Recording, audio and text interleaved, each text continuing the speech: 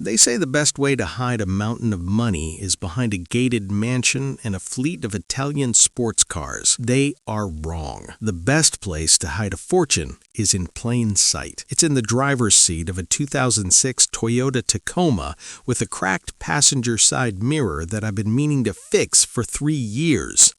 It's on the wrist of a man wearing a Casio watch, not as a billionaire quirk, but because it tells time and doesn't need a charging cable. My name is Frank Coulton, and for 22 years I have been the invisible hand behind Colton Marsh Industries. We are a manufacturing and logistics conglomerate that moves products across 14 states. We employ nearly 4,000 people. Last year, our numbers were high enough to make your coffee go cold if I told you the total. But if you saw me watering my tomatoes in Beckley, West Virginia, wearing a faded flannel shirt and beat-up garden clogs, you wouldn't offer me a boardroom seat. You'd probably offer me a coupon. That is exactly how I like it. People who have done something wrong always overcorrect when they meet you. They are too warm, too welcoming. The smile arrives before the eyes do. I've spent 30 years watching that choreography, and it never fails to tell me exactly who I'm dealing with. Before we go any further, I want to see how far this story travels. Drop a comment right now and tell me what time it is where you are and which city you're watching from. I genuinely love seeing our community grow from every corner of the world. And if you haven't already, hit that subscribe button. It costs you nothing, but it means everything to us and keeps these stories coming. My daughter Lacey did not inherit my love of being invisible. She is sharp, beautiful, and unfortunately, she has a taste for men who carry a certain theatrical shine. When she brought Clayton Hale home for Thanksgiving 3 years ago, I saw it instantly. He was well-dressed, confident, and possessed that specific polish of someone who has never been told no. I didn't hate him, but I did what any father in my position would do.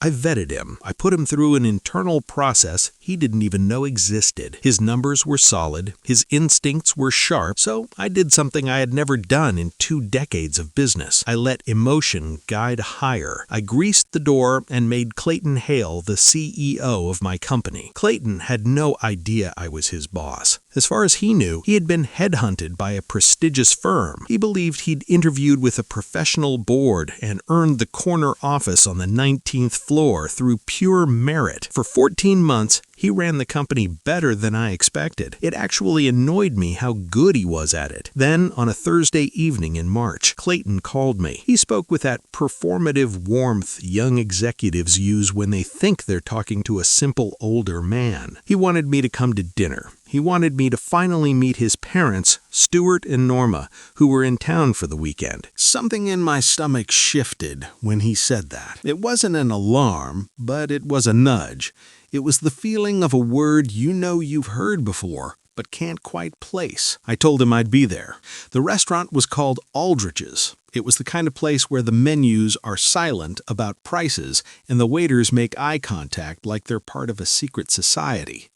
I wore my cleanest flannel shirt on purpose. Clayton met me at the door, looking freshly barbered in a jacket that cost more than my first 3 cars combined. He saw my shirt and didn't flinch, which I gave him credit for. Inside, Stuart and Norma were already waiting.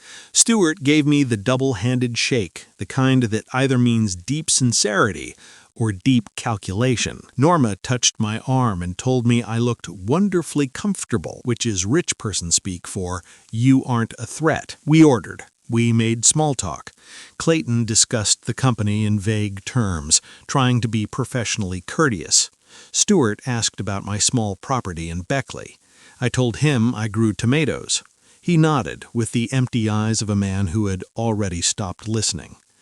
Then, 40 minutes in, the air in the room changed. Stuart reached into his blazer and pulled out a cream-colored envelope. It was thick and expensive. He placed it on the table between us with a slow, deliberate movement. This was choreography. Clayton looked down at his plate. Stuart's voice dropped into a register that signaled the end of the pleasantries.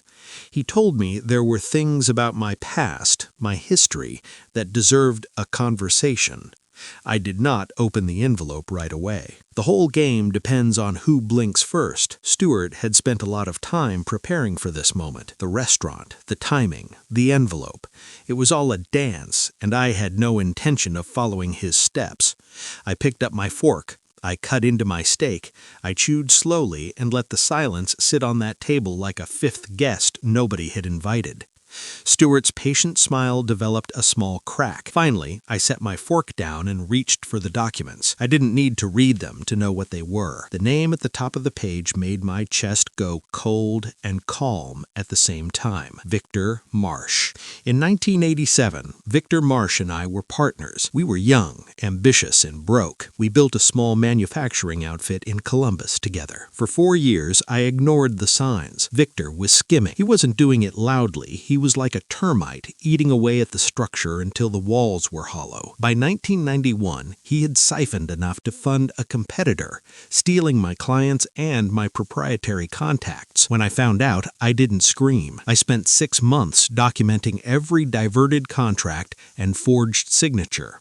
I gave him a choice: sign over his stake and disappear, or explain himself to a jury. Victor chose to disappear. What I never knew was that Victor had a much younger brother, a boy who grew up hearing only one side of a story from a broken man, a boy named Stewart. If you've made it this far, do us one quick favor. Subscribe. A lot of people watch without ever doing it, but it costs you nothing and means everything to us. Thank you, genuinely. I looked up from the documents. Stewart was watching me with an intensity that had been decades in the making. He told me Victor had died 4 years ago with nothing. He claimed I had forced his brother out of a company he helped build. He wanted me to resign from whatever role I still held at Colton Marsh. He wanted a massive financial settlement paid to his family, and he wanted it done before his son's name was tarnished by the fallout. That was when Clayton finally looked up. I saw the face of a man who had been told this was just a dinner and was now realizing he'd been used as bait. There was a particular panic in his eyes. I asked Clayton how long he'd known. He admitted his father had told him there was a debt to settle when he and Lacey got serious. He realized now that his father saw his marriage as an opportunity. Norma tried to intervene, telling me we were all family now, and this was just about making things right. I looked at her hand on mine and smiled. I told them that a man who has been in business for 30 years never walks into a room like this empty-handed. I placed my own envelope on the table. It was white and unremarkable. I explained that Victor's records were incomplete because a man building a false narrative only keeps the pages that make him look like a victim. My envelope contained the original bank records from 1989 to 1991. It had the wire transfers to shell companies. It had the emails where Victor discussed his plan to gut our infrastructure. I even had a signed affidavit from our old accountant,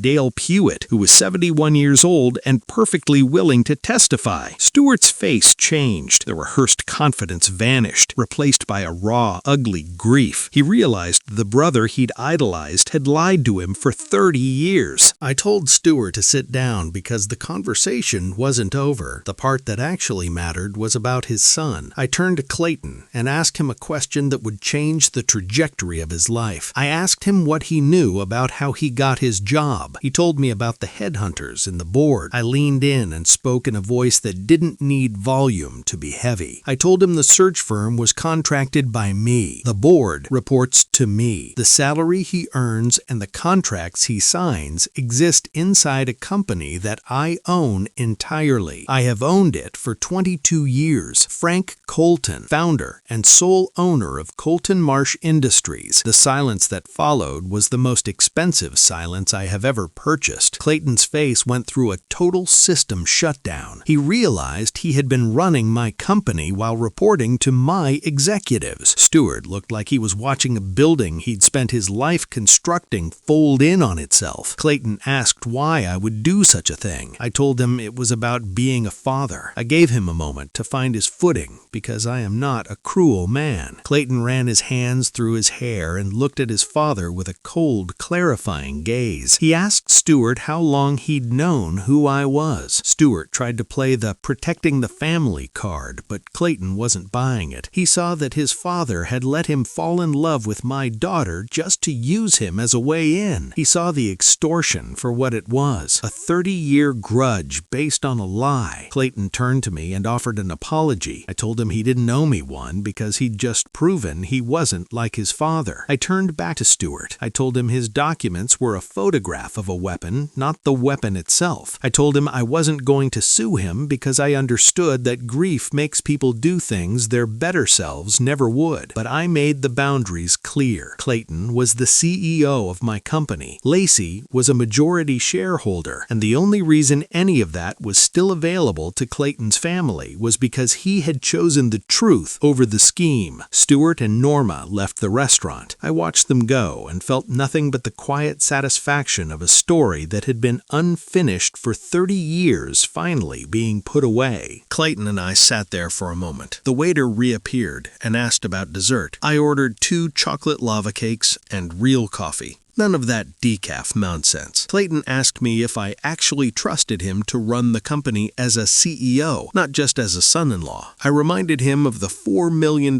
he'd saved us in the Midwest last year without being asked. I told him I trusted him. But that Monday morning, the flannel shirt mystery was over. We were going to have a real conversation, owner to CEO. I drove home in my old Tacoma. I thought about Victor Marsh and the greed that had consumed him. I thought about Stuart rebuilding his life from a foundation of holes. I thought about Clayton explaining this night to my daughter. My phone buzzed. A text from Clayton. He'd told Lacey everything. She said I was impossible and she loved me, but she agreed with him that the flannel shirt was embarrassing. I smiled and typed back, "Tell her the flannel built her inheritance." Pulled into my driveway. I sat in the truck for a minute and looked at my house. It was modest and warm. Some men build empires to prove something. I built mine to protect something. And as I walked up to my front door, I knew that tonight everyone at the table finally understood the difference.